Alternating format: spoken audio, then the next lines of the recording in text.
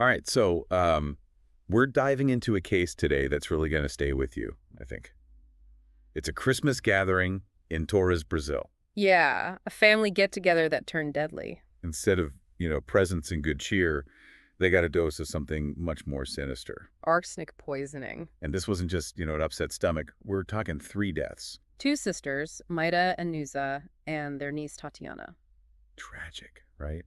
And it wasn't just those 3 Zillies, the one who actually baked the cake, her 10-year-old great-nephew and another family member ended up in the hospital. Yeah, it's hard to imagine, right? A simple Christmas cake turning deadly. Exactly.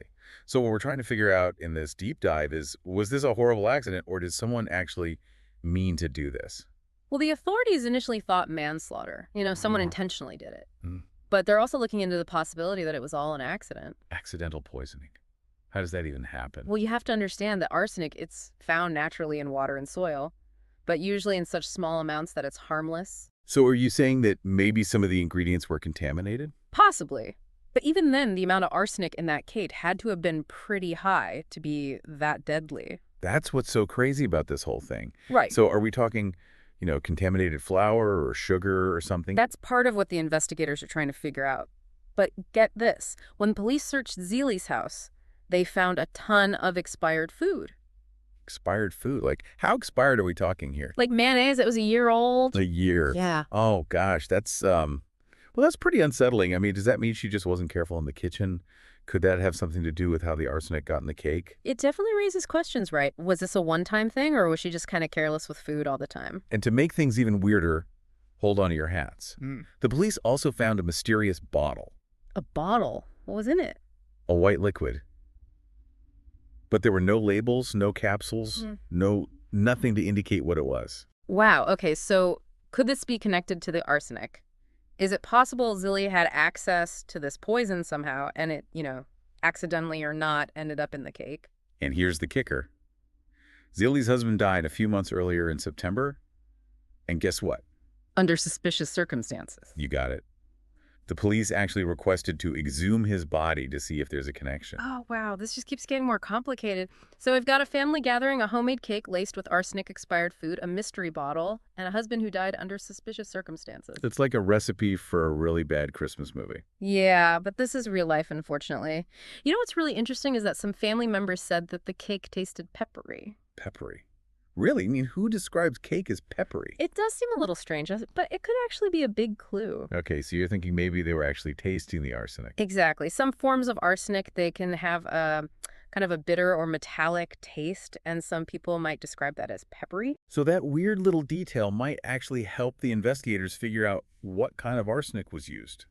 Huh. That's fascinating. Yeah, it is. But it also raises another question. Wouldn't everyone who ate the cake have tasted that bitterness? Yeah, that's a good point. The reports don't mention everyone saying it tasted weird. Well, you have to remember that everyone's sense of taste is different. Right.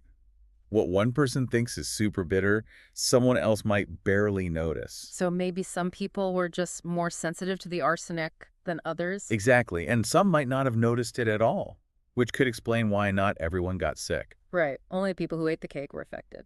It just makes you wonder, though, if this wasn't an accident, why would someone do this? I mean, the sources don't mention any family drama or anything. Yeah, that's where things get really tricky.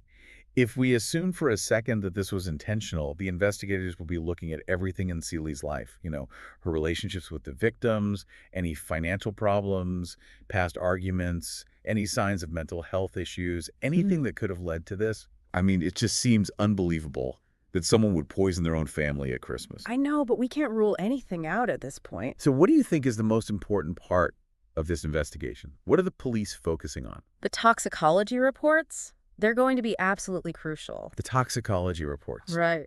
Because those will tell us for sure if there was arsenic in the cake. Exactly. And not only that, they can tell us what type of arsenic it was, which could give us clues about where it came from, how Zeely got it. Oh, I see.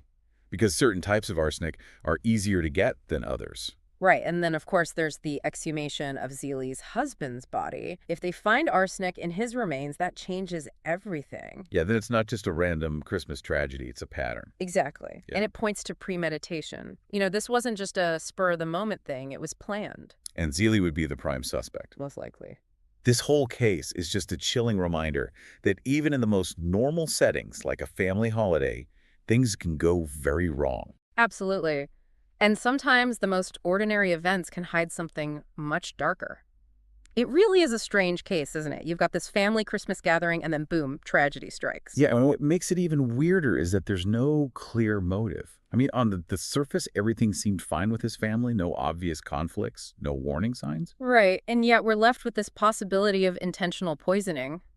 It's hard to wrap your head around. It really is. It's like we're trying to put together this puzzle, but some of the pieces are missing, and the ones we do have don't quite fit. The investigators have their work cut out for them, for sure. They've got to look at everything, the toxicology reports, the husband's death, everyone's psychological state. Can you imagine trying to untangle all of that? Conflicting stories, hidden motives, arsenic in a Christmas cake. It's a lot. Yeah, it's definitely a tough one. So where does that leave us? I mean, are we leaning towards a freak accident or something more sinister? Well, at this point, it's really hard to say, was it negligence, a contaminated ingredient? Or was there something darker going on? Was this planned? We just don't know for sure yet. I guess we'll have to wait and see what the investigation turns up. But one thing's for sure, this case is a reminder that things aren't always what they seem. Absolutely.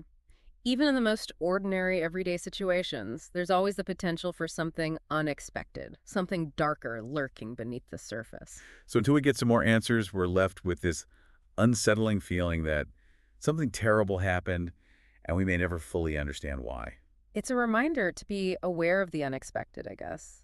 To remember that even in the midst of celebration, things can take a dark turn. Yeah, that's a good takeaway, I think. Hmm.